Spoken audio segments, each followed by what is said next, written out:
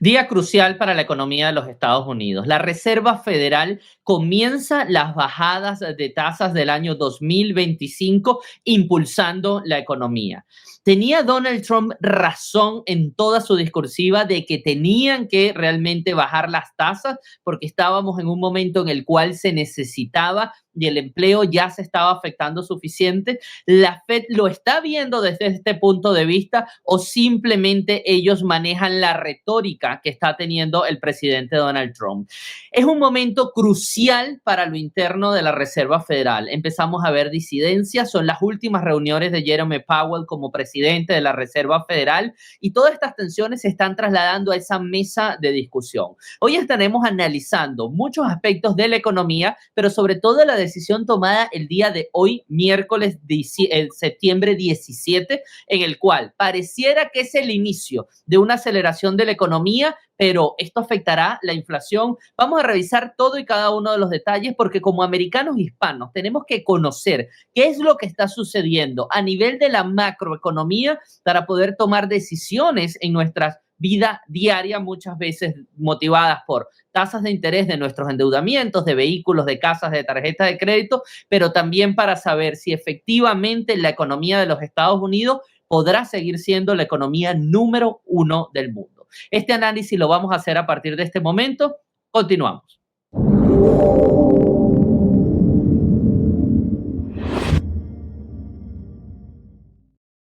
Bienvenidos una vez más a este podcast de América Hispana. El día de hoy queremos entender un poco más en qué se traduce esta decisión de la Reserva Federal, sobre todo porque existió un pulso político muy importante alrededor de lo que sería esta decisión. Una de las cosas que hay que entender es que la Reserva Federal está tomando una decisión que podría sí impactar en el tema de la inflación, pero no lo hace como un salto al vacío. ¿Y por qué lo digo? Porque hay una serie de decisiones económicas que se han venido tomando durante la presente administración que hacen que este paso no sea en falso, no sea un paso a tientas, sino que más bien tenga el respaldo de la decisión de la administración de Donald Trump de reducir el gasto público desmedido, también reducir el tamaño del gobierno, apostar por los empleos privados, lejos de apostar por más empleados públicos. Él, por ejemplo, ha reducido en más de 97,000 esos puestos que le costaban millones de dólares a los contribuyentes. Así que, Gabriel, yo creo que el día de hoy vamos a hacer la misma práctica, más allá de comentar, hacerte las preguntas clave que se hace cualquier americano hispano aquí en Estados Unidos. ¿Realmente esto cómo incide? ¿Cómo se llega a esta decisión? Son muchas aristas que es muy importante tenerlas en español. Normalmente se dan en el debate en inglés, pero hay muy poca información a la hora de que nosotros podamos revisarla. Quizás te hacen la cuenta sobre el carro, la tarjeta de crédito, pero no te dan el cúmulo de decisiones y de mecanismos que se utilizan para llegar a este tipo de decisiones. Así que te doy la palabra porque hay muchísimas cosas que explorar el día de hoy. Sí, efectivamente, Gaby. Lo primero que hay que entender en cómo trabaja la Fed. La Fed trabaja con un doble mandato. La Fed se crea para mantener el pleno empleo con un control sobre la inflación. Es un órgano lo digo semi porque al final hay control del Congreso, hay cierta incidencia del presidente de la República y el Tribunal Supremo puede decidir sobre ella. Pero tiene una semiautonomía. ¿En qué sentido esa semiautonomía? Que una vez nombrados estos gobernadores duran 14 años en sus puestos, los presidentes también tienen largos periodos de 4 años. Es decir, ellos toman decisiones en base a la economía sin estar ligados a las decisiones políticas. Y esto es importantísimo en cualquier economía porque todo inversor y todo país necesita que sus decisiones económicas estén viendo un rumbo profesional, un rumbo realmente calculado y no vayamos en función al presidente de turno o a la corriente del Congreso de turno. ¿Qué ha pasado en los últimos años? Resulta que en los últimos años la Fed, desde el año 2020 realmente, ha tenido lo que llaman una política restrictiva. ¿Qué es una política restrictiva? Es una política en la cual ellos tratan de incidir lo menos posible en la economía y creen que la inflación está controlada por factores que estaban fuera de la Fed y se le salió de las manos luego de lo que fue la recesión o lo que fue la pandemia. Vamos a mostrarlo aquí en gráfico. Aquí pueden ver un gráfico donde se muestra desde el año 2000 cómo han sido las tasas de interés de la Fed, las tasas interbancarias. Recuerden que la Fed también es el banco de los bancos. Es decir, cuando un banco necesita liquidez, va a la Fed y la Fed le otorga esa liquidez y le cobra una tasa de interés. Eso hace que el banco tenga un dinero más caro o más económico. Aquí podemos ver cómo ha sido la tasa de interés del año 2000. Viene la recesión de la época de la crisis de las .com. La Fed bajó el valor del dinero, el valor que le cobraba a los bancos para que los bancos tuviesen un dinero más económico, para que lo prestaran de manera más económica. Aquí llegamos a una tasa, a un momento donde hubo una cierta tranquilidad en la economía. Luego viene a partir del 2005 lo que tuvo que ver con tratar de frenar inflación, mucho movimiento en la economía, trataron de poner el dinero más costoso, no vino la recesión luego de eso, que es la recesión del 2008, bajan las tasas nuevamente porque hay que acelerar la economía. Cuando ven bajando, es acelero la economía, pongo el dinero barato. Cuando ven subiendo, freno la economía, pongo el dinero caro. Luego del 2010 en adelante, una época de muchísima tranquilidad, casi que tasa cero. El dinero no tenía ningún valor básico para los bancos prestarle el dinero. Luego empieza a frenarse un poco por temas inflacionarios, temas propios de la economía. Llegamos como un 2%, donde debería ser lo normal que pueda costar el dinero. Es lo que ellos llaman la tasa neutral. Es decir, donde el empleo está fuerte, pero la inflación está controlada. Es el punto de equilibrio, punto donde ellos van a llegar a cumplir su mandato.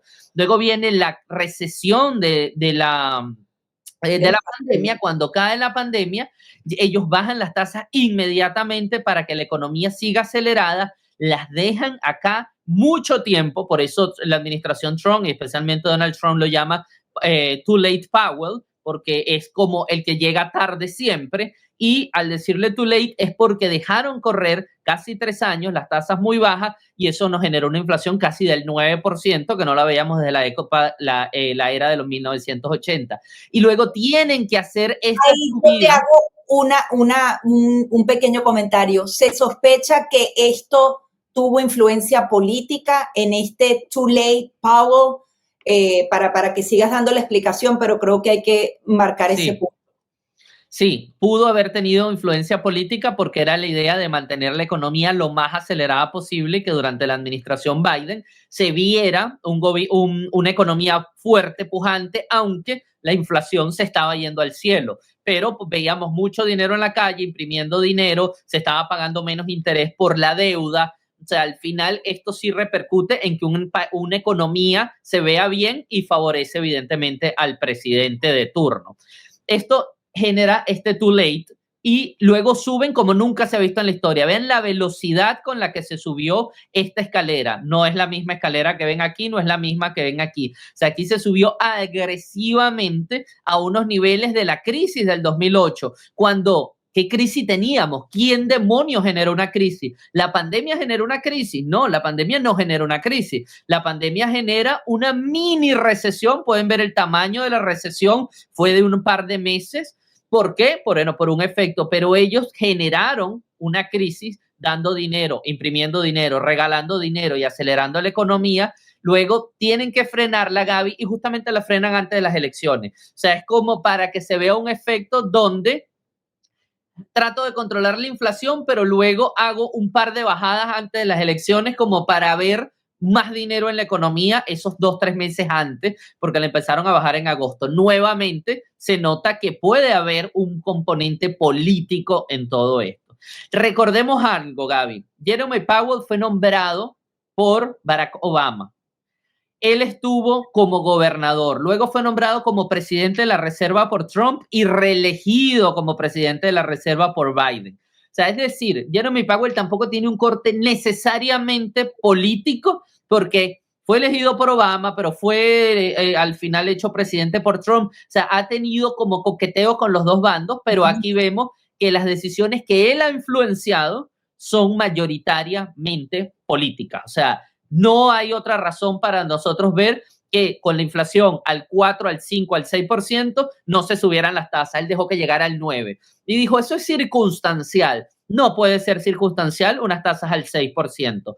Ahora con los aranceles, inmediatamente él no baja las tasas y las mantiene estáticas durante todo el 2025, porque los aranceles sí son inflacionarios, pero no han llegado a la inflación, no está en los números. ¿Cómo demonios tú dices que es inflacionario? Yo lo sospecho. Y cuando tenías la inflación al 5, al 6%, no lo sospechaba. Era evidente, estaba en los números. O sea, hay un componente político. ¿Qué pasa con Vamos a poner primero esto? ¿Qué pasa acá con la visión de cómo los gobernadores o los miembros de la Reserva Federal hacen sus votaciones?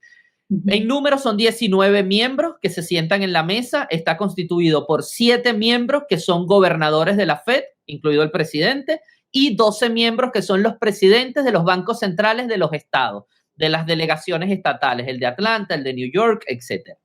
Esos presidentes son 19, miembros son 19 en total, pero solo 12 votan. ¿Quiénes votan? Los 7 miembros de la reserva, los gobernadores de la reserva y 5 de los 12 bancos, solo 5 tienen derecho al voto, ellos se rotan el voto. ¿Qué pasa? Normalmente habían votado, aquí podemos ver desde el año 1995 aproximadamente, casi siempre votaban en consenso, es decir, vamos a recortar, todos recortaban, vamos a subir, todos subían. Es decir, no había discrepancia y lo hacían por un componente político realmente, para que la Fed, siendo un órgano semi-independiente, se viera cohesionada. Somos 19, de los cuales 12 votamos y votamos siempre igual porque creemos que esto es lo correcto. Así algunos tuviesen disidencia, no votaba en disidencia, solo dejaba escrito que él pensaba que era distinto, pero que se unía al grupo. En los años 80 no era así. En los años 80 aquí podemos ver cómo efectivamente había disidencia hasta de 3 miembros en esas votaciones. ¿Qué está pasando en el año 2025? Nuevamente estamos viendo disidencia de un miembro. Hemos visto en la quinta reunión una disidencia de 2 miembros y hoy vimos una disidencia de Miriam, que es el nuevo miembro que va a estar hasta marzo por la renuncia de la gobernadora que se iba en marzo. Sin embargo, ella renunció antes y ayer juramentaron a Miriam. Y él vota por primera vez entonces. Miriam vota por primera vez y su disidencia no es no bajen. Su disidencia fue yo creo que hay que bajar 0.50 y no 0.25. Esto abre el debate. Se está politizando la Reserva Federal. El que llega nuevo es el primero que es disidente, es decir, el nuevo ya está bravo con los otros 12 que están sentados en la mesa, llegó molesto. El nuevo presidente podría ser Miriam, si Miriam es nuevamente elegido para 14 años, porque él simplemente está cubriendo una vacante de unos meses.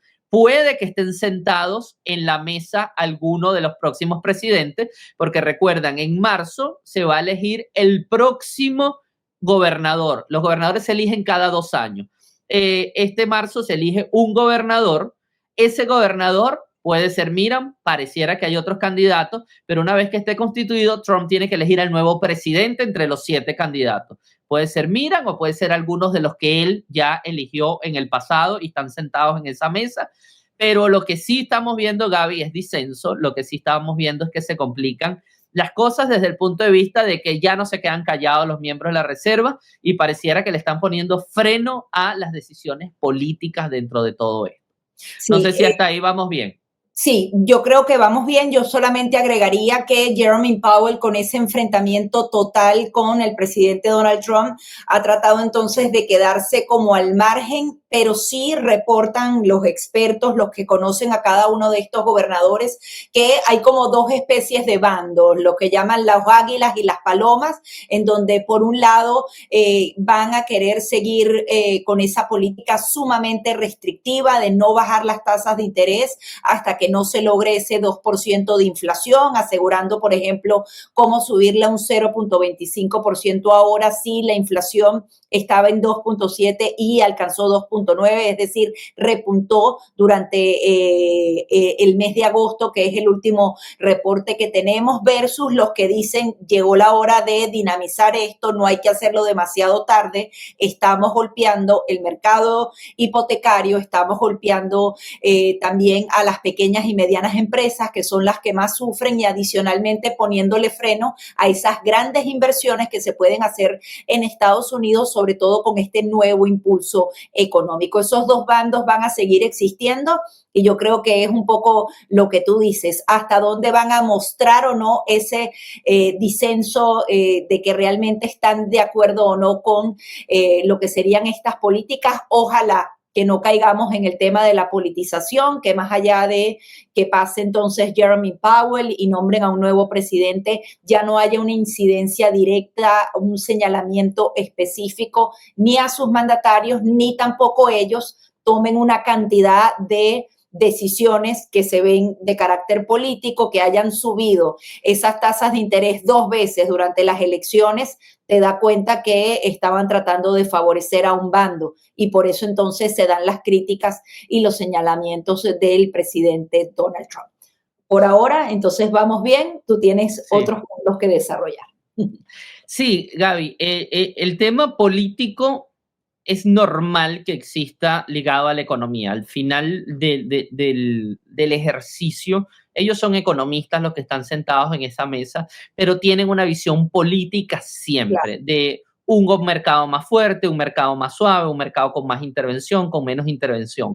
Lo que está mandando en todas estas decisiones es el empleo. O sea, lo que todos están viendo en este momento, y es lógico, es que el empleo no se puede afectar. O sea, nosotros no podemos tener un país en el cual nuestro desempleo ya está en el 4.3, son niveles bajos para el histórico, pero sigue ya siendo bastante. Y adicionalmente estamos viendo una dualidad de empleo, muchas personas teniendo que tener 2 empleos para llegar a fin de mes. Eso no se había visto en la economía de los Estados Unidos jamás, que fuese así a nivel generalizado. Habían ciertas ciudades en las cuales esto pasaba. Adicionalmente, no podemos ver que el mercado de vivienda se vea tan afectado. Estamos viendo tasas de interés por arriba del 6%, cuando habíamos tenido tasas normalmente entre el 4 y el 5 durante la última década. Ya sí había sido muy natural. Y esto se traduce en lo siguiente a nivel por lo menos de vivienda. Mientras tú mantengas tasas altas, la gente no refinancia y resulta que la mayor cantidad de patrimonio familiar que existe en cualquier hogar de los Estados Unidos se llama tu casa, tu vivienda. O sea, cuando yo estoy viviendo en una casa y mi casa subió de valor, o yo he ido pagando mi crédito de manera correcta durante 10 o 15 años, muy posiblemente ya yo tengo 100,000, 200,000 o 300,000 dólares de plusvalía dentro de mi vivienda. Calcula la gente de Cotality, que es el principal numerólogo de las viviendas en los Estados Unidos, que el promedio de ganancia o de plusvalía que tienen las personas en este momento en los Estados Unidos es $300,000, $307,000. Es decir, es muchísimo dinero. ¿Qué se traduce eso, Gaby? Que si nosotros logramos que se bajen las tasas de interés como quiere Trump, este dinero se lleva nuevamente a la economía. Sí, se reinyecta a la economía, está metido dentro de las casas. Entonces este dinero se libera, era lo que quería decir, este dinero se libera a la economía y son miles de dólares fluyendo nuevamente, pero fluyendo del valor de las viviendas, no porque lo imprima el gobierno, que es una estupidez que esté imprimiendo dinero el gobierno. No es artificial, no, es justamente el que lo hace bien aspirando a algo mejor, o a no una vivienda, sino 2 viviendas, por ponerlo de una manera sencilla. Lo que tú quieras, si tú eres un barbero y tienes $300,000 en tu vivienda, quizás tú sacas ese dinero y abres una barbería o haces una barbería más grande, o si quieres, porque tú ya te quieres retirar, vendes tu casa grande y te compras una casa más pequeña porque ya no necesitas 4 habitaciones, sino 2, entonces esa casa entra nuevamente en la economía, tú compras una nueva casa. O sea, en lo que se bajan las tasas de interés hipotecarias, realmente la economía se libera de una cantidad de dinero que ya el sector privado lo va a terminar absorbiendo,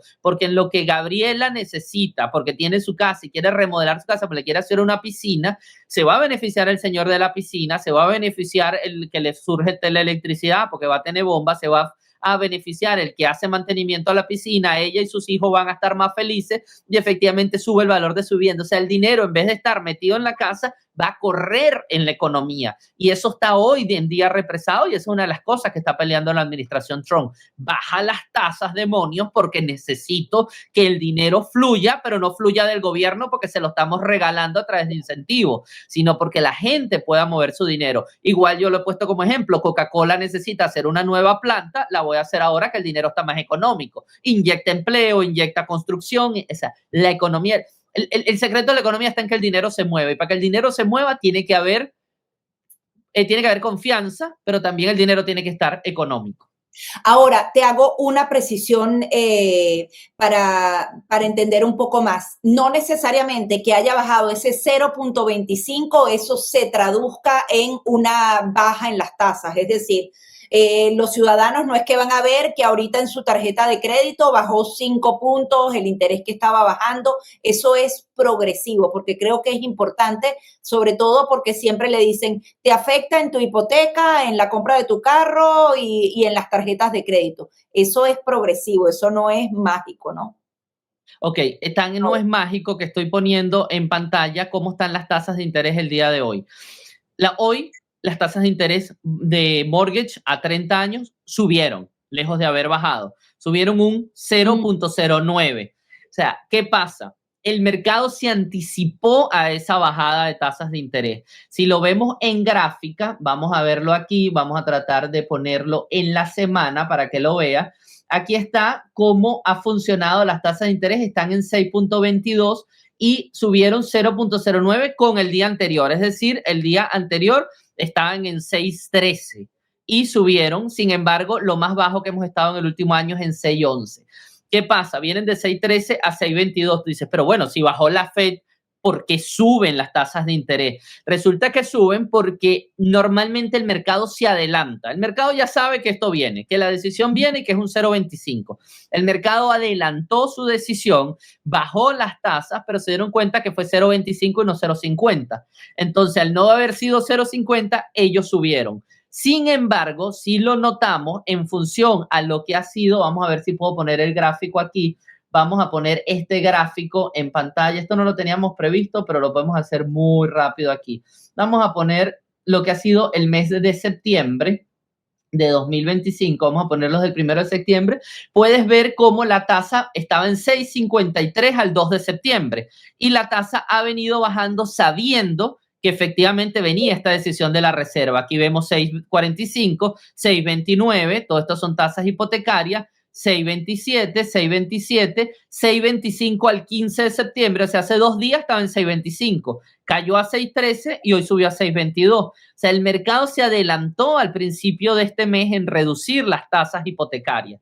Y hoy, como la decisión fue favorable, pero no tan favorable, sube un poco. Eso es lo que ustedes también van a ver en sus tarjetas de crédito. Posiblemente van a ver una mejora, pero una mejora que se puede traducir en medio punto, en 3/4 de punto. O sea, por ejemplo, que se genere la confianza.